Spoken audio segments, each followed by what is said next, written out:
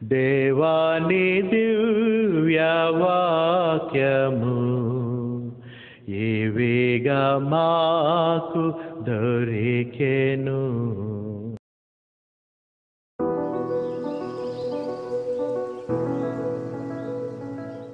అది సామాన్యమైనటువంటి అవకాశం కాదు. దేవునితో మాట్లాడడానికి దేవుడు నీకు అవకాశం ఇవ్వడం అనేటువంటిది it is the greatest privilege అనే భక్తుడు తన పుస్తకాన్ని ప్రారంభిస్తూ రాస్తాడు. అంటే ఆయన ప్రార్థన చేయడానికి కూడా నాకు అవకాశం ఉంది అనే తలంపుతో నువ్వు మోకరించగలుగుతున్నావు అంటే అది అద్భుతమైనటువంటి అవకాశం, ఘనమైన అవకాశం. వాళ్ళు ప్రార్థన చేసుకోవాలి అన్నప్పుడు ఆ ప్రార్థనకి కావలసినటువంటి అంశాన్ని చాలా జాగ్రత్తగా ముందుగానే ఆలోచించుకోవాలి, ప్రిపేర్ అవ్వాలి. దేని గురించి ప్రార్థన చేస్తున్నాము, ఏ విషయం గురించి ప్రార్థన చేయబోతున్నాము, మనకి ఏ అవసరతలు ఉన్నాయి అనేటువంటిది మన స్వీయ ప్రార్థన అయినా లేకపోతే మనం కలిసి కూడుకున్న వారితో ప్రార్థన అయినా మనం ప్రార్థించే ముందు అతి ఉత్సాహంగా దేవునితో మాట్లాడుతున్నాం కదా అని మాట్లాడే తీరు కన్నా నేను కొన్ని ప్రార్థనలు వింటా ఉంటా. ఎక్కడన్నా మీటింగ్స్కి వెళ్ళినా లేకపోతే ఎక్కడన్నా పాస్టర్స్ ఫెలోషిప్స్ మీటింగ్ జరిగినా, క్రిస్టియన్ లీడర్షిప్స్ మీటింగ్స్ జరిగినా వెళ్తూ ఉంటాం. కొన్ని ప్రార్థనలు వింటూ ఉంటాం. అవి అందరం కూడుకుని చేసుకునే ప్రార్థనలో స్వీయ వాళ్ళ గురించి చేసుకునే ప్రార్థనలాగా నాకు అనిపించగానే నా బ్రెయిన్ ఆఫ్ అయిపోద్ది, ప్రార్థన వినబుద్ధి అవుతుంది నాకు. ఎందుకు? కూడుకున్నది అనేక విషయాల మీద, అనేక మంది ఏకంగా కూడుకున్నాం. అప్పుడు అది ఆ సందర్భానుసారమైనటువంటి ప్రార్థనగా లేకపోతే నాకు ఎందుకో చాలా కాలం నుంచి నాకు ఉన్నటువంటి అలవాటు ఏంటో తెలియదు, కానీ అక్కడితో నేను స్విచ్ ఆఫ్ చేసేస్తా బ్రెయిన్, ఇంకో విషయాలు ఆలోచించుకుంటూ కూర్చుంటా. ఇది నాకు చాలా చెడ్డ అలవాటు. ఏంటి, నాకు ప్రార్థనలో ఏకీభవించే మనసు రాదు ఒక్కొక్కసారి అనుకుంటా. దానికి కారణం నా మనసులో ఉండేది ఏంటంటే నా గురించి కాకుండా ఇతరుల గురించి చేస్తేనే నాకు వినబుద్ధి అవుద్దనే స్వభావం ఎక్కడి నుంచి ఏర్పడ్డదో తెలీదు.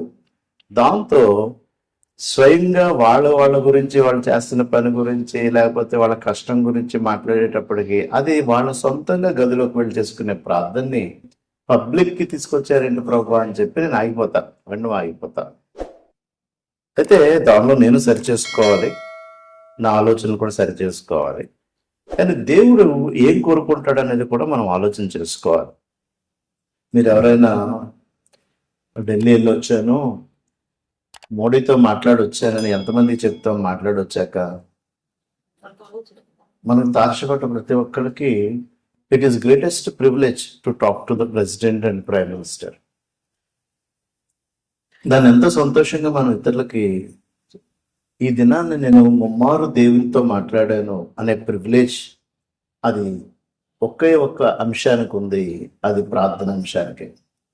దానియేలు 3 సార్లు ప్రార్థించిన, యూదుల అలవాటు ప్రకారం రోజుకి 3 సార్లు ప్రార్థించిన, ఇజ్రాయెల్ దేశంలో సొలొమోను మహారాజు కట్టించిన దేవాలయం గోడకు ఆనుకుని యూదులు 3 సార్లు ప్రార్థించిన, మనము అందరము కూడి ఏక మనసుతో ప్రార్థించిన దాన్ని మనం తిరిగి ఎలాగ స్పందించాలి అంటే వాళ్ళ దేవుడు నాకు ఒక అద్భుతమైనటువంటి అవకాశాన్ని, ప్రివిలేజ్ నాకు ఇచ్చాడు. ఇది ఇలాంటి హృదయ భావన కలుగు చేసేది ప్రార్థన ఒకటే. అందుకే యేసుక్రీస్తు స్వయాన్ని ఒక ఉపమానం చెప్పాడు. ఒకే ఉపమానంలో 2 types ఆఫ్ ప్రేయర్ గురించి చెప్పాడు. రెండు అంశాలని ఆయన మెన్షన్ చేస్తాడు.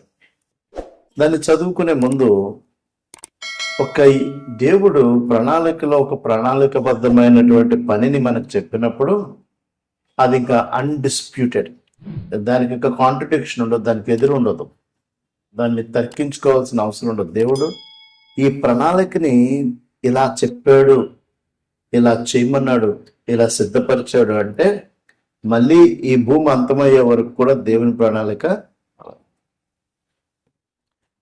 అంటార్కిటాలో టికోటకా అంటార్కిటికా. అక్కడ స్నో పెరిగిపోతుంది, మంచు పెరిగిపోతుంది. సృష్టిలో దేవుడు కొంతవరకు దాన్ని పరిమాణం ఇచ్చాడు, బౌండరీస్ దాటిపోతున్నాయి. ఇప్పుడు దాన్ని అదేదైనా ప్రమాద చిహ్నమా అని శాస్త్రవేత్తలు రీసెర్చ్ చేస్తున్నారు, దాని గురించి స్టడీస్ చేస్తున్నారు.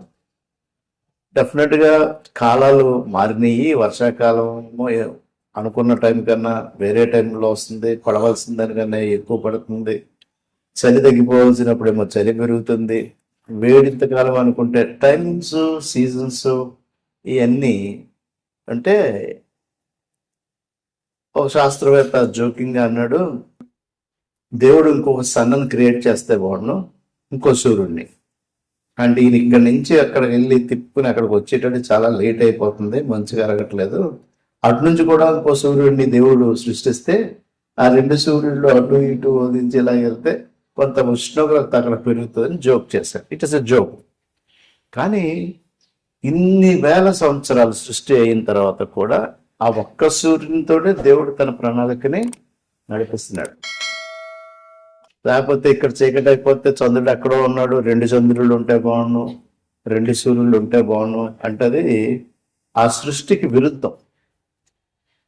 అలాగే మన క్రైస్తవ విశ్వాస జీవితంలో రెండు మనసులు కలిగి, రెండు వ్యతిరేక మనసులతో కలిగి ఒక చోట ఉండడం కూడా ఆ యొక్క విశ్వాస జీవితానికి కూడా అది విరుద్ధం.